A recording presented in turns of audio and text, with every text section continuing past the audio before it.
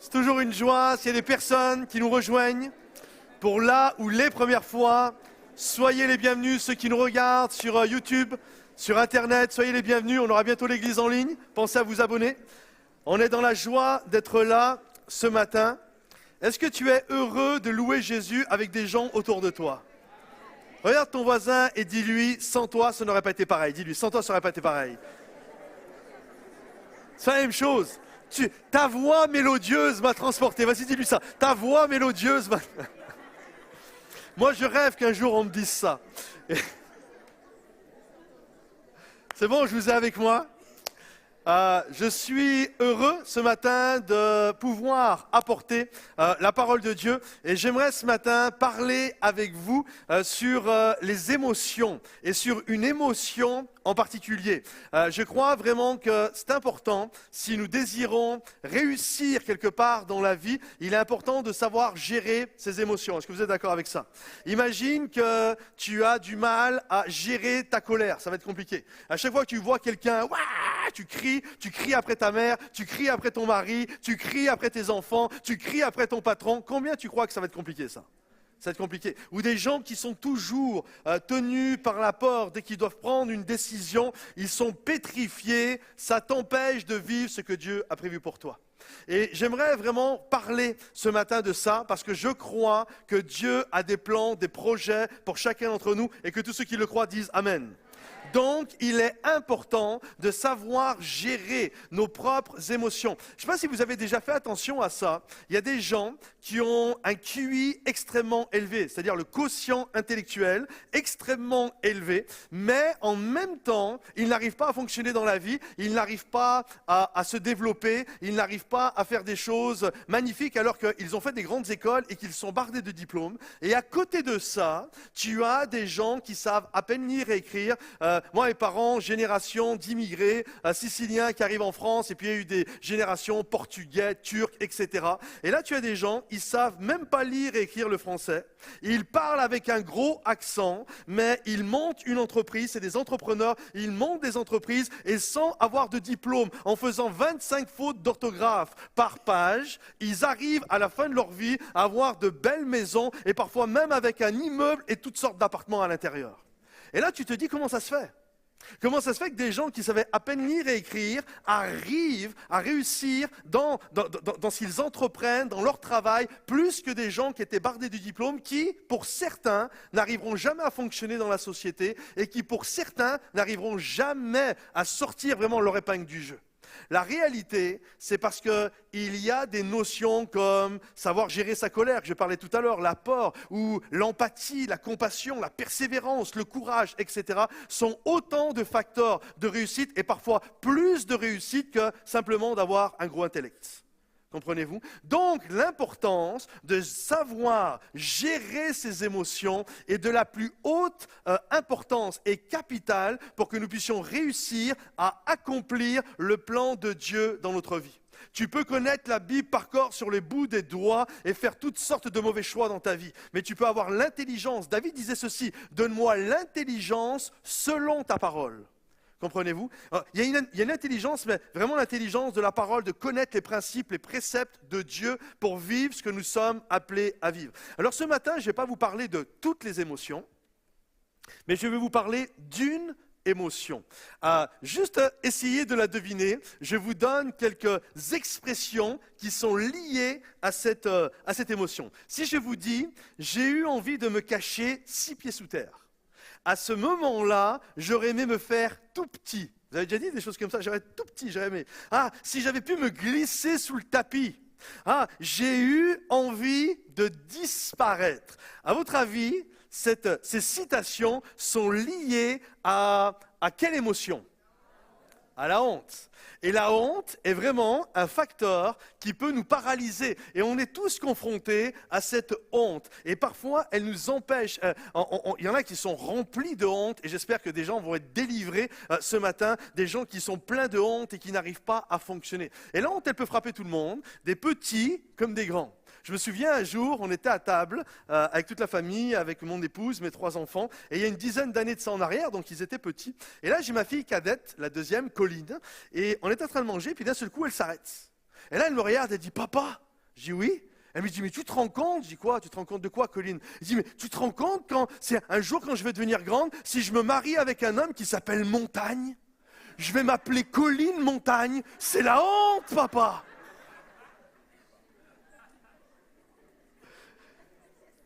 La honte, elle frappe tout le monde, hein. Mais il y a un appel à réaliser que la honte est là, mais nous sommes appelés à être délivrés de nos hontes afin de ne pas rester bloqués, mais de courir avec foi et avec courage dans les plans que Dieu a prévus pour nous et que tous ceux qui le croient disent Amen et applaudissent le roi des rois. Donc aujourd'hui, j'aimerais vous apporter un message que j'ai intitulé « Délivrer de la honte », de cette honte qui nous empêche d'avancer. Alors voici le premier texte où, dans la Bible, il nous est parlé, où ce fameux mot « honte » apparaît pour la première fois. Et regardez ce qu'il est dit, c'est Adam et Ève, c'est rapide, c'est dans le livre de la Genèse, dans le 2e chapitre. Il est dit ceci, « L'homme et sa femme, donc Adam et Ève, étaient tous de nus et ils n'en avaient point honte. » Le contexte ici est assez particulier parce que ça nous parle de la honte, mais pas pour nous dire qu'elle était là, pour nous signifier qu'elle était absente. Comprenez-vous? Quand Dieu a créé les êtres humains que nous sommes, lorsque Dieu a créé Adam et Ève, il ne les a pas créés avec cette émotion. Cette émotion est la conséquence du péché. Cette émotion est la conséquence d'une chute. Mais à la base, Dieu ne nous a pas créés avec cette émotion. L'émotion de la honte, à la base, ils étaient nus quand ils ont été créés et la honte n'était pas là. Il n'y avait pas de honte, sauf que ensuite la honte est apparue. Et aujourd'hui, il y a beaucoup de gens, même sans en avoir conscience, qui ne comprennent pas pourquoi ils sont bloqués, pourquoi ils n'arrivent pas à ceci, pourquoi ils se retrouvent gênés, etc. Parce qu'il y a plein de gens dans le monde, et même dans ce lieu, forcément, qui sont remplis de cette honte-là. Et j'aimerais vraiment qu'à la fin de ce message, plusieurs soient délivrés de cela. Regardez la définition de la honte. La honte est une émotion profondément pénétrante et qui vous martèle, vraiment c'est comme un marteau qui te tape dessus, de façon persistante et continuelle, que vous êtes fondamentalement mauvais, inadéquat et indigne comme être humain. Combien aiment être délivrés de ça? Voilà, je ne veux pas de ça dans ma vie, là. Je ne veux pas me sentir inadéquate, je ne veux pas me sentir à côté des choses. Alors, on va regarder premièrement, il y a deux types de honte. Parce qu'on pourrait se poser la question, est-ce que toutes les hontes sont mauvaises? Est-ce que parfois, par exemple, d'avoir un peu de pudeur, ça peut être bien? Ça peut être bien quand même. Il y a deux types de honte. La première honte, c'est la honte normale. Parfois, il est normal d'avoir honte. Et c'est bon parfois d'avoir honte. Si par exemple quelqu'un me dit moi pasteur, j'ai pris ma paye là, puis j'étais au casino, j'ai cramé toute ma paye, j'ai tout dépensé, et puis maintenant ma femme et mes enfants n'ont rien à manger, on sait pas, ils savent pas comment ils vont faire pour manger, mais je m'en fiche. Là on va dire il y a un problème quand même. Vous comprenez? Il est bien, la honte normale c'est quoi? C'est lorsque tu fais quelque chose de mal, tu éprouves de la honte. Comprenez-vous? Ça, c'est la honte normale. Normalement, une mauvaise action doit vous amener, si vous êtes normal, à avoir honte. Si tu te balades tout nu dans la rue et que tu n'as pas honte, il y a un problème. Comprenez-vous? L'homme qui trompe sa femme et qui, une heure après, rentre chez lui et sans aucune honte fait un petit bisou à sa femme. « Ah, mon amour, tu m'as manqué », prend ses enfants dans les bras et il n'éprouve aucun remords, aucune honte du péché qu'il a fait, il y a un problème. Comprenez-vous? Donc, il y a une honte normale, il y a une mauvaise action, il y a un péché qui produit normalement une honte en nous. Et pour être délivré de cette honte, c'est extrêmement simple. Il faut se mettre à genoux devant les pieds de Jésus, au pied de la croix. On demande pardon à Jésus pour nos péchés. Et la croix, là, on chante ce chant des moments, la croix a tout couvert. Et je crois que la croix a couvert la honte de mon péché. Donc, quand tu éprouves de la honte, parce qu'aujourd'hui, tu vis de mauvaise manière, tu es adultère, tu es menteur, tu es toutes sortes de choses, j'aimerais te dire, demande pardon à Jésus, change ta vie, repens-toi, et notre Dieu va couvrir ta honte. Il va ôter ton péché, il va faire de toi une nouvelle créature, et la honte va disparaître. Maintenant, j'aimerais vous parler d'un deuxième type de honte, c'est là où je vais vraiment m'arrêter ce matin. C'est ce qu'on peut qualifier la honte toxique.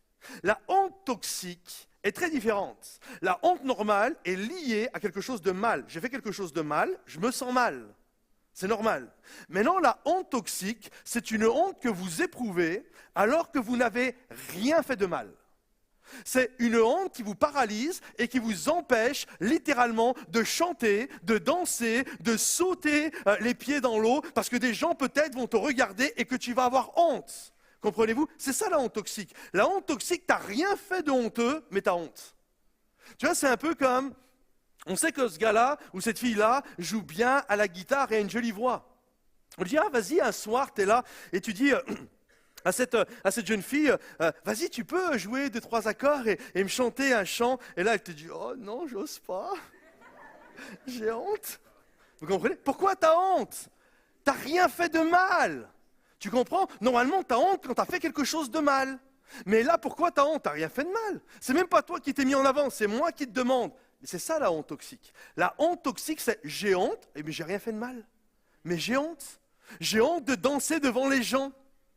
Parce que, tu comprends, on va me regarder, et puis qu'est-ce qu'on va penser de moi? Tu sais, j'ai honte, c'est toxique. Tu n'as rien fait de mal et tu as honte. J'ai honte. De moment, vous avez arrivé déjà, tu tombes et tu te vautres, et devant tout le monde, et tu te relèves, tu fais comme si personne t'avait vu, tu as honte.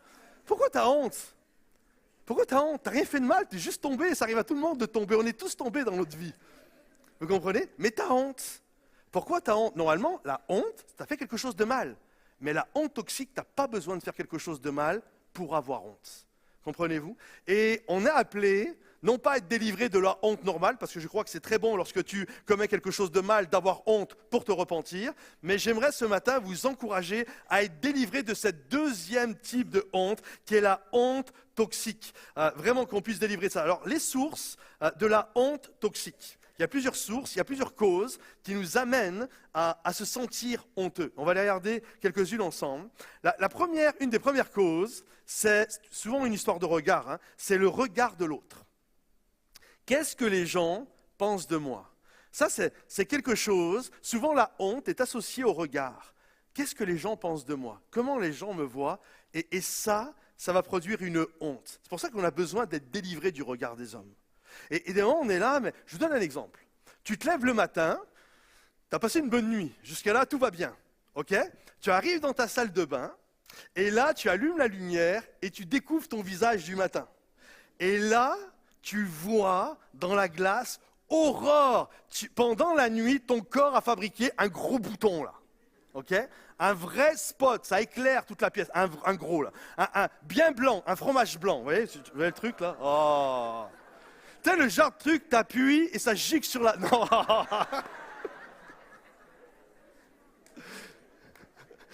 Tu sais, le truc, c'est pas beau, quoi. Vous comprenez? Ok? C'est bon, j'en ai assez mis, je peux m'arrêter. Et... Il y a Dan, c'est ma conscience, il dit c'est bon, pas plus là. Et tu vois ce bouton-là? Ok. Maintenant, est-ce que tu es à l'aise pour partir au travail comme ça? Pourquoi? T'as rien fait de mal? T'as rien fait de mal. Réellement, t'as rien fait de mal. Pourquoi t'as honte? À la limite, tu resterais chez toi, ton bouton serait là. Tu t'en fiches. Mais qu'est-ce qui fait que d'un seul coup, tu te sens honteux? C'est pas ton bouton qui te rend honteux, parce que si personne te voit, t'as pas honte. Donc c'est pas ton bouton le problème. Ton problème, c'est le regard des gens qui vont se poser sur ton bouton et l'interprétation que tu en fais. Vous comprenez? Donc, le regard de l'autre t'amène à avoir cette honte toxique qui fait que tu as envie de te cacher, que tu as envie de disparaître, que tu as envie de te faire tout petit. Comprenez-vous? Et lorsque cette honte, lorsque ce regard de l'autre devient pesant et que la société entière te regarde, suivant si tu es quelqu'un qui te laisse avoir par cette honte toxique ou pas, ça peut littéralement endommager, pourrir littéralement ta vie. Et certains, c'est grave même ce que je vais vous dire, certains vont jusqu'à se suicider. À cause de la pression du regard de l'autre et la honte toxique que ça produit en eux. On se souvient que, je suis persuadé que la plupart vous vous souvenez du scandale d'Outreau. Vous avez déjà entendu parler de ça, ces gens qui avaient été accusés faussement, ce n'était pas vrai, mais comme quoi ils étaient des pédophiles, comme quoi ils avaient violé des enfants. Et là, on avait pris plusieurs personnes et on les a jetés en prison. Heureusement, la justice a fait la lumière là-dedans et ils ont été relaxés. Sauf qu'entre-temps, il y en a un homme qui était innocent, qui n'avait rien fait, mais qui était considéré pour avoir organisé, pour avoir violé en bande des enfants. Vous imaginez un peu le truc là ?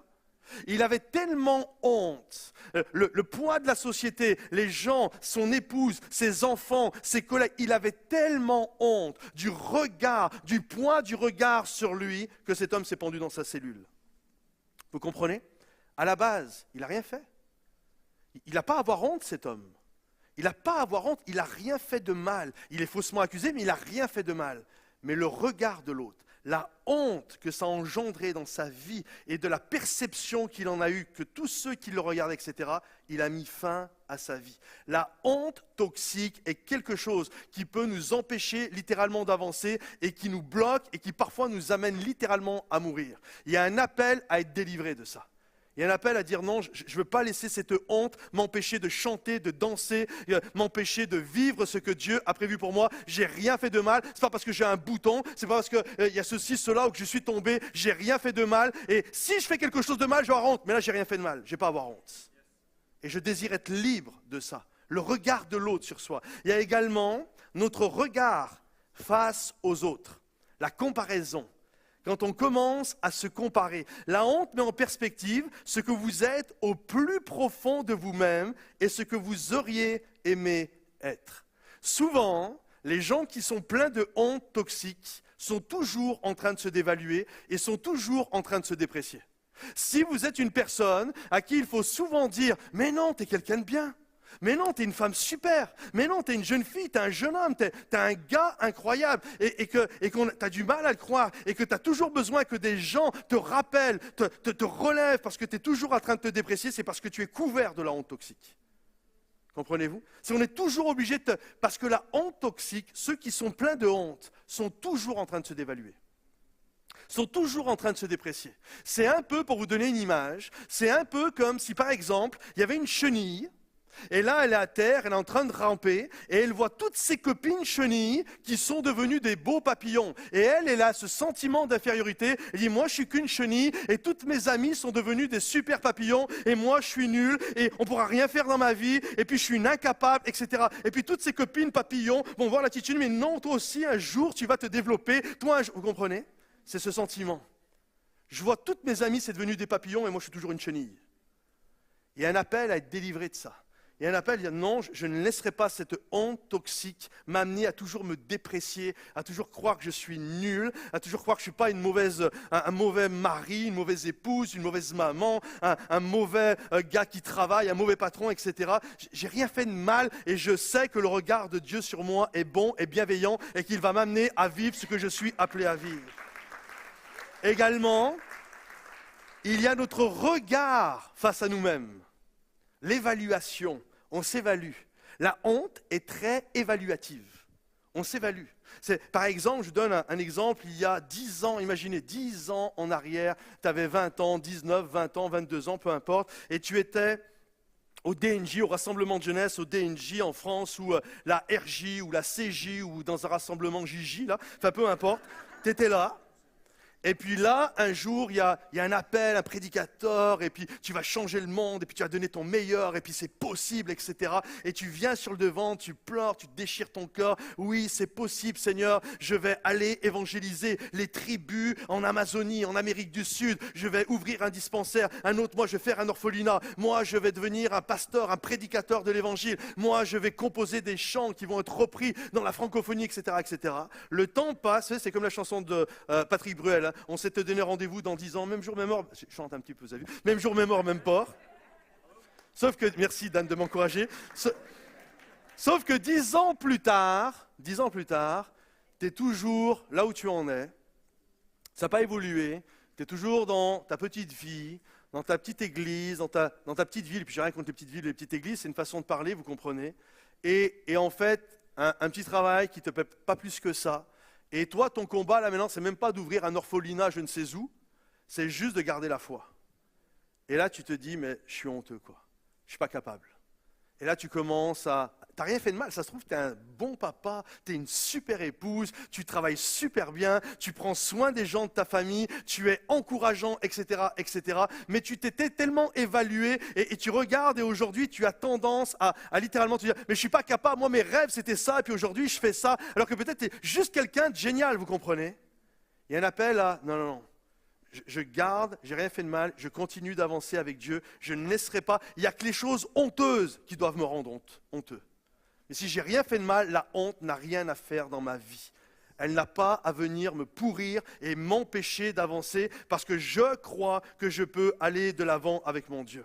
Alors les conséquences, troisièmement, les conséquences de la honte. Parce que toute source a des conséquences, toute cause va avoir des symptômes, va avoir des conséquences. Donc quand tu es plein de cette honte toxique, le regard des autres sur toi, ou alors tu camoufles des choses que tu ne te sens pas bien, etc., ça va avoir des conséquences. Une des premières conséquences, c'est malheureusement, souvent, un dégoût de qui nous sommes.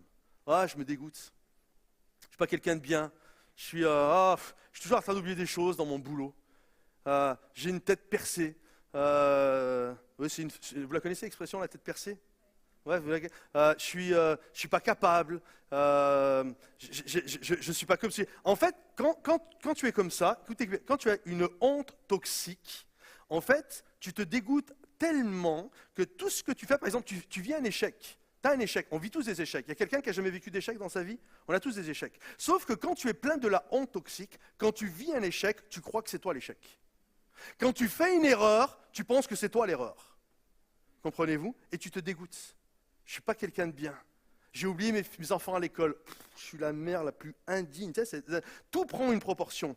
Tu te dégoûtes. En fait, c'est comme les anciens bagnards. Vous savez qu'ils avaient une grosse boule en fer, là, en fonte qui était là. Et on leur mettait pour qu'ils ne puissent pas s'évader, pour qu'ils ne puissent pas sortir de leurs cellules et s'envoler vers la liberté. En fait, la honte toxique, ce sentiment de dégoût de soi, c'est comme une grosse boule qui est attachée. Alors que Dieu a des plans, des rêves et des projets pour toi. Toi, tu marches avec ça. Et pasteur, j'arrive pas à m'envoler. Je le vois, le plan de Dieu, mais j'arrive pas à y aller. C'est parce qu'il y a cette honte toxique qui est accrochée à toi. J'espère que vous êtes avec moi, mais nous voulons briser les chaînes au nom de Jésus et que nous puissions nous envoler dans la destinée que Dieu a.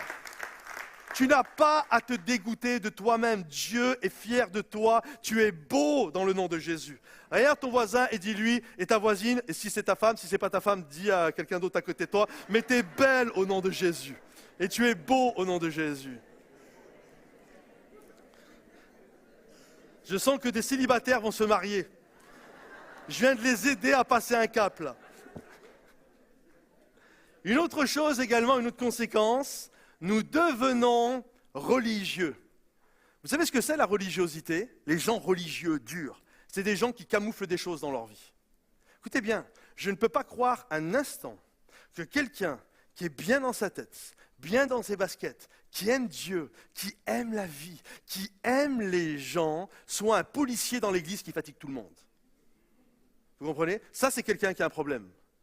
Je répète, quelqu'un qui est bien dans sa tête, qui est bien avec Dieu, qui aime la vie, qui aime les gens autour de lui, ça ne peut pas être un religieux qui sort sa matraque et qui frappe tout le monde avec. Est-ce que vous êtes d'accord avec ça? Quand tu es bien, tu as juste le goût d'encourager tout le monde. Tu n'es pas là pour fatiguer les autres. Mais souvent, un religieux, vous savez ce qu'il y a, et qu'on s'entende bien, tous ceux qui sont honteux ne sont pas des religieux. Mais souvent, la religiosité vient d'une honte toxique. Pourquoi? Parce qu'on essaye de régler dans l'autre le problème qu'il y a en toi. Vous comprenez? Il y a des choses camouflées. J'ai mis un manteau de religiosité et je frappe sur les autres parce que je vais essayer d'exorciser finalement ce qu'il y a en moi. C'est ça la religiosité. Mais quelqu'un qui est bien avec Dieu, ça ne veut pas dire que, et la Bible, je sais que la Bible parle des surveillants, de ceux qui regardent, mais ce n'est pas dans le but de matraquer les gens, c'est dans le but de préserver, de garder et d'être sûr que les gens soient amenés à accomplir ce qu'ils sont appelés à être et à être libres avec la grâce de Dieu. Comprenez-vous? Donc il n'y a pas de religiosité. Et la religiosité est une conséquence de quelqu'un qui essaye de cacher parce qu'il y a des choses honteuses dans sa vie. Nous avons une mauvaise image de Dieu. Ça, c'est une autre cause, une autre conséquence. Les gens qui sont pleins de honte toxique voient Dieu souvent comme Dieu n'est pas fier de moi, Dieu ne doit pas m'aimer, Dieu est dur, Dieu va me punir, Dieu n'est pas content avec moi. Un jour, il y a un homme qui s'appelle John Wesley, c'était un pasteur qui a vécu dans les années 1600, fondateur des églises évangéliques, etc. Vraiment un monsieur important. Et un jour, il discutait avec un autre homme. Et l'autre homme lui expliquait, lui parlait de comment il voyait la personnalité de Dieu. Il lui disait, voilà, moi je vois Dieu comme ça, comme ça, comme ça, les attributs, ceci, cela, etc. Et au bout d'un moment, John Wesley l'a arrêté et dit, tu sais, ça me fait peur ce que tu dis, parce que quand tu parles, si tu enlèves le mot Dieu, moi je croyais que tu étais en train de me décrire mon diable à moi. Il dit, en fait, ton Dieu, c'est mon diable. Comprenez-vous? Et on ne voit pas tous Dieu de la même manière. Et ceux qui sont pleins de honte toxique ont tendance à voir Dieu comme un père fouettard, légaliste, qui va te juger, qui va te frapper, qui a honte de toi, etc., etc. Combien croient que ce n'est pas ça Dieu? Dieu est un père d'amour, Dieu nous aime, Dieu nous donne le pouvoir de devenir des enfants de Dieu, et Dieu t'aime tel que tu es. Et il est fier de toi. Pour lui, tu es une perle de valeur. Comprenez? C'est ça Dieu. Il t'aime tellement qu'il a donné ce qu'il avait de plus cher pour toi. Ça te donne un peu la notion, le poids de la valeur que tu as. C'est un poids incroyable. Tu as la valeur. Littéralement, c'est quelque chose de bien. Et c'est ça mon Dieu. Mon Dieu, ce n'est pas le diable. Et les gens qui sont pleins de honte toxique, c'est pour ça qu'on a besoin d'être délivrés de ça. Même l'image de Dieu est tronquée. Elle est faussée. Et lorsque je suis libre de la honte, alors je vois Dieu tel qu'il est. Alors maintenant, quatrième et dernièrement, la délivrance de la honte. Parce que le désir de Dieu n'est pas que tu sois quelqu'un de honteux, mais que tu sois quelqu'un d'épanoui. Est-ce que vous êtes d'accord avec ça? Regardez, je reprends mon histoire. La Bible dit, Adam et Ève, l'homme et la femme, et sa femme, étaient nus et ils n'en avaient pas honte. Point. On reprend l'histoire. Le serpent était le plus rusé de tous les animaux des champs que l'Éternel Dieu avait fait. On sait que le serpent, dans ce passage, représente le diable. Il dit à la femme, Dieu a-t-il réellement dit, vous ne mangerez pas de tous les arbres du jardin? La femme répondit au serpent, nous mangeons du fruit des arbres du jardin, mais quant au fruit de l'arbre qui est au milieu du jardin, Dieu a dit, vous n'en mangerez point et vous n'y toucherez point, de peur que vous ne mourriez. Alors le serpent dit à la femme, mais non, vous ne mourrez point. Mais Dieu sait que le jour où vous en mangerez, vos yeux s'ouvriront. Et qu'est-ce que vous allez découvrir quand vos yeux vont s'ouvrir? Que vous êtes comme des dieux. Waouh! L'hameçon est jeté. L'hameçon est jeté. Vous savez, je ne sais pas s'il y en a qui vont à la pêche, mais une canne à pêche seule, ça ne fonctionne pas. Hein? Même une canne à pêche avec un hameçon seul, ça ne fonctionne pas. Il faut toujours un appât. Un petit verre ou je ne sais quoi, qui va faire que ça va donner envie aux poissons de venir croquer dedans. C'est quoi l'appât? Vous serez comme des dieux. T'as vu Dieu comment il est parfait? T'as vu Dieu comment il est grand? La stature de Dieu, sa perfection, sa lumière, tout en lui, et c'est vrai, tout en lui est beauté, tout en lui est perfection, tout en lui brille, tout en lui est magnifique. Tu peux devenir comme ça, vas-y mange. Waouh, ça me plaît ça. Ils ont vu que le fruit était bon, agréable. Ils se disent, ah, ça c'est un bon plan. J'aime cette perfection. J'aimerais être comme Dieu. Et là, ils vont croquer dedans. Et qu'est-ce qui va se passer? Il n'avait pas tout à fait menti, le diable. Leurs yeux se sont ouverts. Mais qu'est-ce qu'ils ont découvert? Leur humanité, leur faiblesse, qui ils étaient. Et là, d'un seul coup, la première émotion qui est arrivée après avoir péché, c'est quoi? La honte. Ils ont eu honte de ce qu'ils ont vu. Ils pensaient être comme Dieu, puis d'un seul coup, mais non, on n'est que des hommes. Et on a honte. On a honte de nos imperfections. On a honte de nos faiblesses. On a honte de qui on est. Maintenant qu'on se comprenne bien. Le problème était qu'ils pensaient, et souvent c'est ça, ceux qui ont la honte toxique, ils pensent qu'ils peuvent être autre chose que ce qu'ils sont. On peut être parfait. On peut être comme Dieu. On peut briller, on peut ceci. Puis la réalité, tu regardes ta vie, puis tu t'aperçois que ce n'est pas tout à fait ça. Que tu as beau essayer d'être un bon papa, tu n'es pas le meilleur des papas. Ok? Il y a des papas qui sont là. Est-ce qu'il y a des papas qui n'ont jamais fait de bêtises, de boulettes dans leur vie avec leurs enfants? Non, il n'y en a pas. Des mamans? Peut-être. Un mari exceptionnel. Un jour, il y a un gars, il a levé la main, sa femme était derrière, elle a tapé sur l'épaule, elle a dit, chérie, je suis là, calme-toi. Vous comprenez? Sauf que ça, c'était le problème. On pense qu'on peut être autre chose. On peut devenir monsieur et madame parfaite, comme Dieu. Puis d'un seul coup, tes yeux s'ouvrent. Et là, tu as honte. Et là, c'est ce qui est arrivé. Vous savez, quand Dieu a créé l'homme, et c'est ça l'appel à l'humilité, quand Dieu a créé l'homme, il ne l'a pas créé, il l'a créé avec de la terre. Vous savez comment s'appelle la première couche de la terre avec laquelle il l'a créé? Ça s'appelle toujours pareil, hein? En géologie, pour ceux qui connaissent, ça s'appelle de l'humus. L'humus, c'est la première couche qui est de la terre, et Dieu a pris ça et il a fait l'homme. Et le mot humus, si tu peux mettre l'autre diapo, le mot humble vient du mot humus. La racine du mot humble vient du mot latin humus. Écoutez bien, le mot humus signifie terre, homme, humilité, humanité. En d'autres termes, Dieu est Dieu et nous ne sommes que de l'humus. Comprenez-vous? Et quand l'humus pense être plus haut que Dieu, là il y a un problème. Aussi parfait que Dieu, là il y a un problème. Dieu est Dieu et nous ne sommes que des hommes. Vous savez c'est quoi la vraie humilité? La vraie humilité, c'est pas de se cacher. D'ailleurs, des moments, on confond l'humilité et la honte. Parce que généralement, ceux qui sont honteux font un peu comme ceux qui sont humbles. Oh non, pas moi, ne me regarde pas, etc. Mais en fait, ils ne sont pas humbles, ils ont juste honte. Comprenez-vous? Et là, il y a cette notion de, c'est quoi l'humilité? L'humilité est de reconnaître qui je suis. Je reconnais mes forces, c'est pas de l'orgueil. Je reconnais mes forces, mais je reconnais aussi mes faiblesses. Je sais quand je fais bien avec ma femme, mais je sais aussi quand je fais mal avec ma femme ou avec mes enfants, etc., etc. C'est quoi l'humilité? Je reconnais qui je suis. Dieu est Dieu et moi, je ne suis qu'un homme. Il est le Dieu. Et quand on a voulu, et j'aime tellement ce que Paul a dit, à un moment donné, on a voulu... C'est ça, on a voulu faire sentir à Paul, l'apôtre Paul, le grand apôtre Paul, on a voulu le faire sentir honteux. Et toi là, t'es pas comme les autres apôtres. Les autres apôtres là, ils sont 3 coches au-dessus de toi.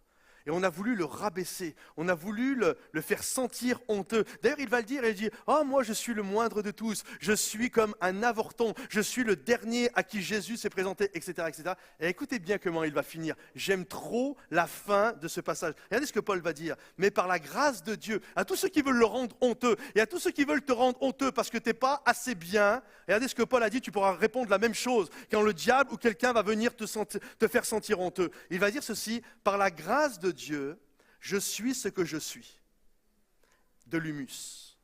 Et sa grâce envers moi n'a pas été vaine. » Et que tous ceux qui le croient disent Amen. Je demandais aux musiciens si vous pouvez revenir. Sa grâce envers moi n'a pas été vaine. Je suis qui je suis. Je suis Patrice Martorano avec ses joies, avec ses peines, avec les succès, avec les échecs, avec tout. Mais sa grâce envers moi n'a pas été vaine. Regarde ton voisin et dis-lui, la grâce de Dieu envers toi n'a pas été vaine. Dis-lui, la grâce de Dieu, même si tu penses que tu n'es pas le meilleur, la grâce de Dieu envers toi n'a pas été vaine. C'est tellement important. C'est tellement important. Lorsque j'ai donné ma vie à Jésus, je me souviens, le 12 août 1995, j'étais dans un bois en Haute-Loire, au Côte-Fleury, pour ceux qui connaissent, et j'étais là, à genoux, il y avait une souche d'arbre, et j'étais à côté, je me souviens, je priais et je pleurais. Je pleurais toutes les larmes de mon corps. Ça coulait, ça coulait. J'ai tendance à dire que souvent, c'est les larmes de pu, hein. C'est le péché qui sort. Et pendant ce temps que l'Esprit de Dieu te remplit. Et là, je pleurais, et vous savez sur quoi je pleurais? Je pleurais littéralement parce que j'avais honte, parce que je me sentais être un mauvais fils. Je me sentais être un mauvais frère. Mon papa avait quitté la maison, j'avais tout juste une dizaine d'années.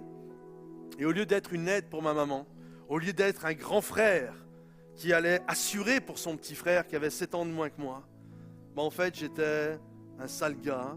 J'étais tout le temps dehors, voler, mentir, cambriolage, ceci, cela, drogue, machin, etc. Et en fait, j'étais plus un problème qu'une solution. Ça vous parle des moments où vous avez l'impression de plus être un problème qu'une solution? Moi, j'étais vraiment un problème. Je n'étais pas une solution pour les gens qui étaient autour de moi, qui avaient besoin de moi. Je n'étais pas une solution, j'étais un problème. Et là, j'avais honte. Et je pleurais. Je demandais pardon à Dieu pour mes péchés. Et je voyais la honte d'être ce mauvais fils, d'être ce mauvais frère, d'être ce mauvais ceci, cela. Et là, le pu sortait, le péché sortait. Et la grâce et l'amour et l'abondance de la vie de Dieu a commencé à me remplir. Et vous savez quoi? Après avoir pleuré tout mon péché et toute la honte que j'avais besoin de pleurer, j'en avais rien à faire si on m'a vu, si on me voyait. C'était le dernier de mes soucis. Je me suis levé et je me suis mis à danser, à tourbillonner de partout. surtout, je chantais, je déclarais, il n'y a plus de honte avec Dieu.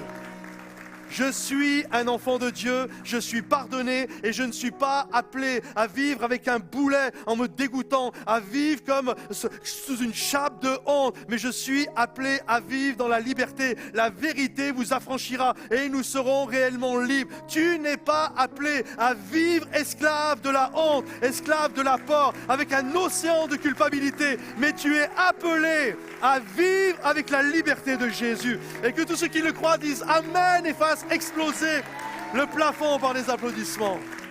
Est-ce qu'on peut tous se lever à notre place et juste étendre nos bras, nos mains devant le roi des rois? Juste là où tu es, commence à dire Seigneur, merci parce que tu as fait de moi ton enfant.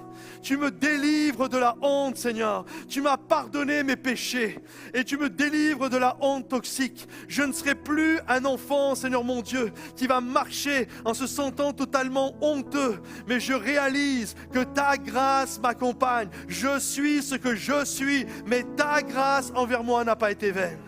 Alors si ce matin il y a des gens, vous sentez comme des ruines, où vous êtes abattus au plus profond d'entre vous, parce que la honte toxique est venue vous jeter à terre, à vous faire sentir comme inadéquate, pas bon pour l'œuvre de Dieu. Vous êtes honteux en vous disant mais je suis pas une bonne maman, je suis pas un bon papa, je suis pas une bonne épouse, je suis pas un bon époux, je suis pas un bon patron, je suis pas un bon employé. J'aimerais te dire, on est plein à pas être bon, mais par la grâce de Dieu, il est là, il vient, il nous aide, il nous donne la force et la capacité nécessaire, non pas de rester là où nous en sommes, mais pouvoir aller de l'avant.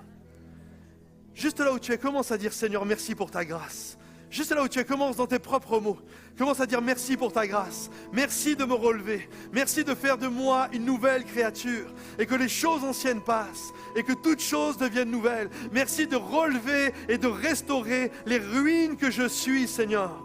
Seigneur mon Dieu, fais de ma vie un témoignage pour la gloire de ton nom. Et que tous ceux qui le croient disent Amen et applaudissent le roi des rois et le Seigneur des seigneurs.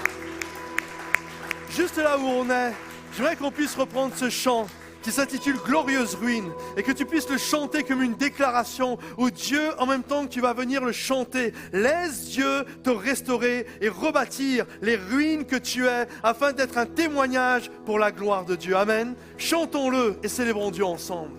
Alléluia.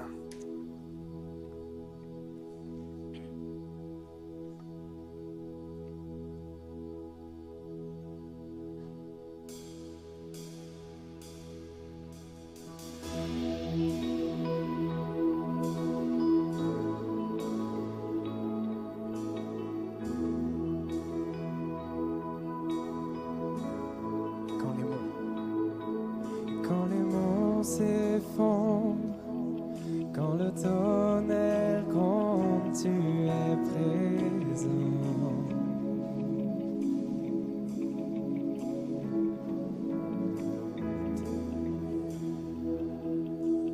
Mon âme dans ta grâce prend son essor. Je marche dans le feu. Je relève les yeux vers celui qui ravive mon esprit. Je regarde à la croix où ma vie tu sauvas par l'éclat de ta gloire et ta grâce. Que les ruines reprennent vie. La beauté de ton nom, tu nous relèves, descends, Dieu tu règnes à jamais. Et le refuge de mon âme est à l'ombre de tes ailes. Je t'aimerai à jamais, je chanterai toujours. Chante-le quand le monde s'affaisse. Quand le monde s'affaisse, mon espoir s'accroche à tes promesses.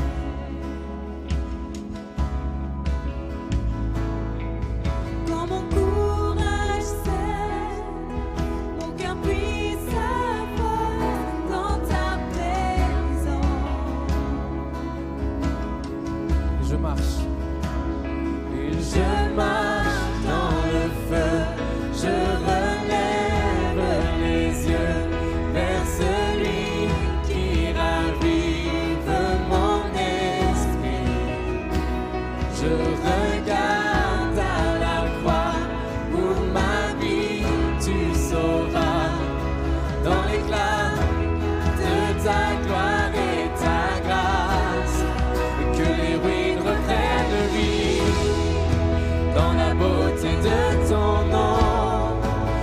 nous relèves des cendres. Dieu, tu règnes à jamais. Et le refuge de mon âme est à l'ombre de tes ailes.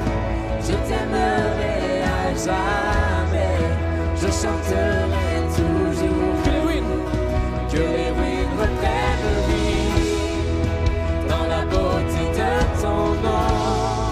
Tu nous relèves des cendres, Dieu, tu règnes à jamais. Et le refuge de mon âme est à l'ombre de tes ailes. Je t'aimerai à jamais, je chanterai toujours.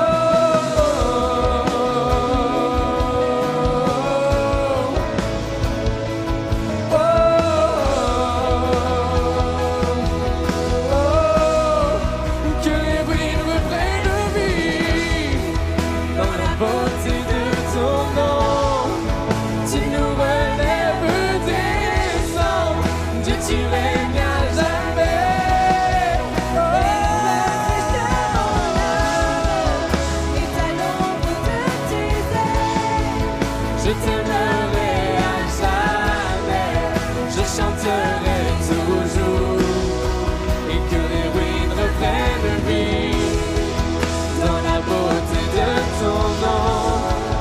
Tu nous relèves des cendres, que tu règnes à jamais.